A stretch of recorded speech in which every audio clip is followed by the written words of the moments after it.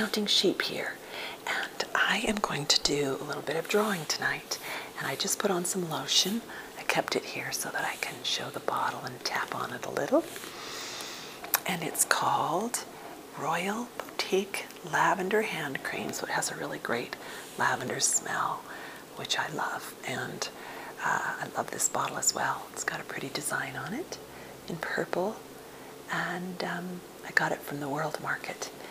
So I just put a little of that on so that my hands feel good while I'm drawing, and so that they won't be wrinkled as much.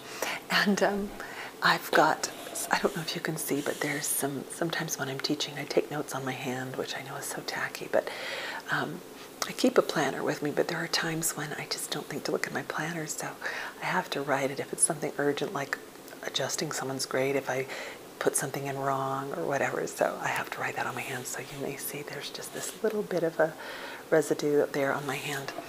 Okay, so the play, I'm going to draw a little bit of a set, some set designs that I've been thinking of for this show. And I'm doing this show with my advanced kids. And this is our year to study classical theater pieces. And we just finished a whole section on Shakespeare. And the play that we're going to present for the public is, I chose a play called The Apple Cart, which is a political satire written by George Bernard Shaw. So it will be good for them because they will get to play with the British dialect. There's one Russian character in there as well, and one American. And it is just poking fun at the political system of the time. And it's kind of an argument between, the whole play is kind of this situation of power struggle between the prime minister and the king. And it was written around 1926, 1927 about the future. Shaw said it in the future, which makes it very fun. So it was his attempt to probably make it safe for his audiences while he poked fun at their politics. And we're finding as we read it, well, I found as I read it before I selected it, that was incredibly relevant for our political issues today here in America. So it was kind of fun.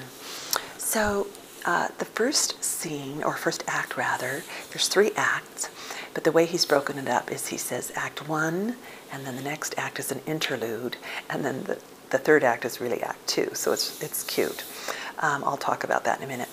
This is the back of the stage, and we'll probably put either a white scrim or black curtain at the back, and I faced that towards you. And then the audience is on 3 sides, so it's kind of a thrust black box theater, the way it's configured right now. And the floor used to be raised, and this year we took the platform off so that we're at floor level so that we can build anything we want to up from there. And because this is a class project rather than the school show, we've got another school show coming up too, but this particular project is just for the advanced acting class.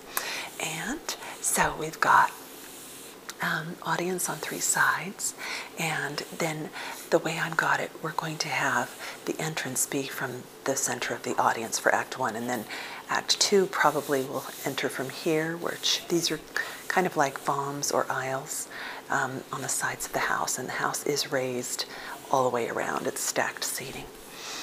And then Act 3, I'll probably have the entrance come through this back wall, through the curtains or something, so that it will feel like we're 3 different locations in the palace. And it's got to be very low budget because it's a class project, so I'm trying to find furniture that's secondhand furniture online and that sort of thing, and that's my tricky part. So it starts with these 2 Secretary of States, and we've got 2 desks that are supposed to be matching. And Shaw is very specific in his direction and his set design. I don't think he trusted his directors much. So, but because this is not a proscenium stage, which is where the stage goes back behind the arch, this is a thrust stage where it comes out into the audience. I have to reconfigure it. So I thought I would just play with what I've come up with for my design for now. And it'll be extremely rough and dirty. So we'll hope that it will still be. I hope you can hear some of the sounds of the pen on the paper. Maybe I'll move my mic a little closer. And so I'm hoping to get 2 wingback chairs or 2 just nicer upholstered chairs for the corners here. and the king and the prime minister will sit in those for most of it. And then I want to have some kind of a big plant in a nice planter for the back, something that hopefully comes up tall. And this is bird's eye view, so this is us looking down at the stage. I should have said that before. So you call that plan view or bird's eye view. So a little plant here, and then I'm thinking some kind of a bench that one of the characters will sit on here. This is not to scale, so I'll have to get into this space and really scale things out. And then some smaller but substantial chairs that will end up here. I'm going to have 2 chairs along the back wall, and then the characters will, when they sit down to have their little chamber meeting, or cabinet meeting rather, they'll pull the chairs out. So those are chairs, and those there's also a couple of chairs here. So at any given point, there are as many as, I think, 11 characters on stage at once. But for the majority of Act 1, it's just 9. So 1, 2, this is a desk and a chair, a writing desk, and a chair here. So 1, 2, 3, 4, 5, 6, 7, 8, 9, 10, 11. And there'll never be 11 people sitting on the stage at one time. But because it's such a conversational play, because Shaw's all about the language, I wanted to have it be set up so that there were some options, so that if people went over and made a point, you know, maybe the king comes over and talks and goes around and talks to the different people to win them over, and maybe sits down over here at some point. And then, you know, I want to have a couple of empty chairs so that it gives us options for characters to move a little bit, and that's the trick. This is not ideal to have the center be blank, but because of the size of the stage, and I didn't just want to have everybody seated in a semicircle in the back, so I think it'll give us a chance for it to kind of be like a ring of fire where people come in and verbally wrestle in the middle and then go back to their corners and their sides. And sometimes they'll just, of course, chat while they're sitting. But I'm hoping that gives us some options. So that's what I've got set up for Act 1. Then Act 2 is the king in the boudoir of his mistress. And they have a really fascinating conversation about, she wants him to marry her, and he's like, oh, I'll never leave the queen. And he talks about cabbages and roses, and that she's a rose, and that the queen is a cabbage, and that he can live without roses, but he can't live without cabbages. So there's some playfulness with that relationship. And you find in Act 3 where you meet the queen just for a brief moment. She's a small character, but you see how much of a presence she really is in his life and how much he depends on her. He very much becomes almost like a child around her, or he's really in control in this room.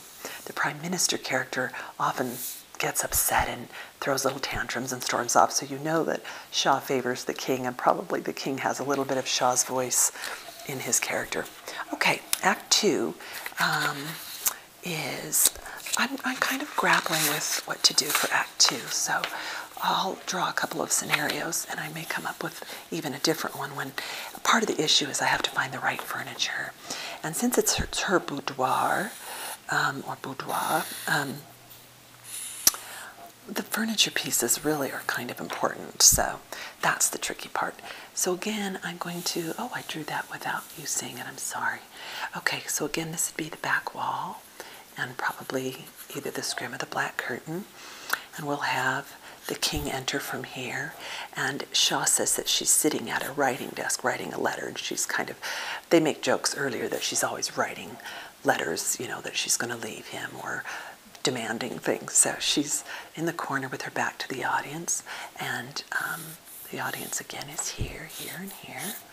So I found one little couch that I kind of liked that's about 8 feet, and it's red upholstered, but I'm having trouble getting a car to go get it. But anyway, if I end up with that piece, then I'll probably, and I'm hoping I can find some kind of a carpet that someone will let me use.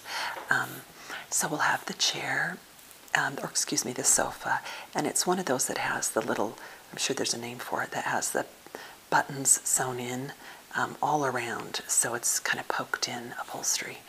I'm tufted, I don't know what the name of it is. Anyway, And then probably some kind of a vanity maybe back here.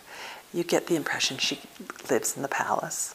And there's, they make allusions that, or they allude to the fact that the queen has her gentleman callers and that he has her, and that, you know, he's always makes them feel at home, and that that's kind of their job, to just understand that they have these others in their life. So it's really interesting.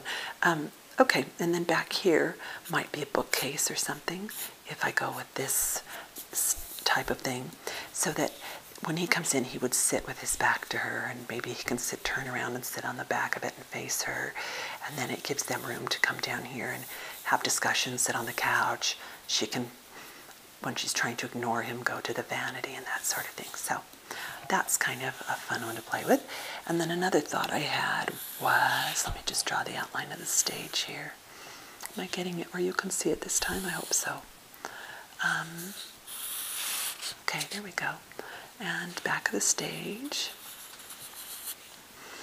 And then I'm thinking, if I go with this one, that maybe some kind of a pedestal in the center in the back with a vase or vase of flowers on it.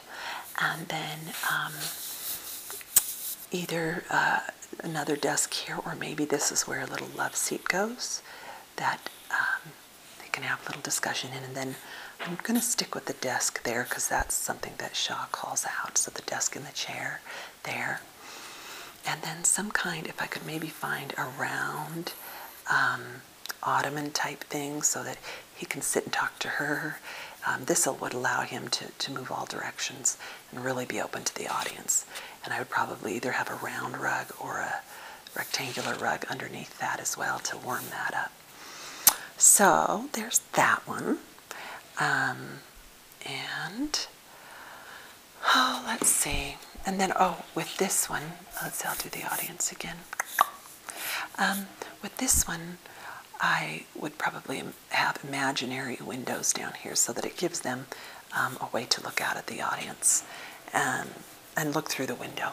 And it's fun for actors. I love having imaginary windows on the stage, because it lets you, what they call, break the fourth wall. So you're looking to the audience, but you're not looking at them directly. So I guess you're kind of putting things on your fourth wall, but you're still looking out. And it's fun because you can create the world of what you see out the windows, which is a great acting exercise for the kids. So I love having that option, because it also helps the director, because they can face the audience and it gives them some business to do. Anyway, that's a pretty simple set. The one I'm struggling with the most is in Act 3, which is really Act 2, because that other one's called an interlude, which is kind of funny because he's with his mistress, so it is kind of an interlude. Okay, and with this one, this is where it opens with the queen knitting at one end of a table. It says on a patio. So this one takes place out on a veranda, and we're not going to be able to build a stage or a step for that, which normally is what you would probably do, is have something that gives you a sense of height. So we won't be able to do it that way. We'll probably have to do it with lighting. And with this one, I think we'll have the curtains separate and leave room between that and the back wall. This particular theater has almost no, well, it has no backstage space, so everything has to be tucked under the seats along the sides. But it's a really great little intimate theater, so I love it. But the table, I struggle with it, because if I put it back here, then when everybody comes in, and that's probably where I'll end up putting it, a little more upstage, then they can pull their chairs downstage to have discussion. But then this table's just in the middle of everything, and it's really only used at the very beginning. And it does make sense that there would be one. So it might be a round patio table or a square one. I found a rectangular one online that we might get. So this act, I'm not real clear on yet how I want to do this, but it has these little, it's a white iron, wrought iron thing, and it almost has a futuristic feel to it, which is one of the reasons I like it, since it takes place in the future. And it has this purple kind of leather seats to it. And then I would hope to find some a little more substantial outdoor looking furniture, chairs here, again, that we can pull out. So that would be 1, 2, 3, 4, 5, 6, 7, 8. So it might be that we have some outdoor, that we make it feel like that this is a whole patio here rather than moving it. The other way would be to just move all of it and have it all downstage, move everything down to the edge of where the audience is, because the audience starts about here and goes all the way around to here. This should be putting you to sleep by now because it's kind of hard to follow what I'm talking about. But I'm thinking maybe we put chairs here, and then as the characters come in here from the cabinet, they make their way down, and then maybe they start to pull chairs out here to talk. Yeah, this is troublesome. I haven't solved this one yet. You all probably are looking at it going, well, you should just do this, but I haven't figured it out yet. So, and just to make it different, we'll have entrances come from here, and I've been making it so that the cabinet comes from one side always, and then the king's family always comes from the other side, so that it establishes that, you know, this is the private part of the house or the palace, and this is the public part of the palace, and that sort of thing. Okay. I think that's all. That's all I have. And I hope that you are sound asleep right now, and that this lulled you into a slumber of wonder, and that you have a great night. I'm trying to think if there's anything else interesting to tell you, but there's really not. It's a really fun play. It's a great read. And he pokes fun at some really great things that I think are, like I said, relevant today. But he does it in a way that it's palatable. It doesn't feel too cruel or mean-spirited, and there's a fun little twist at the end between the king and the prime minister that's kind of fun. So, all right, that's it. There's me and my Sharpie and my 3 set layouts. Have a good night.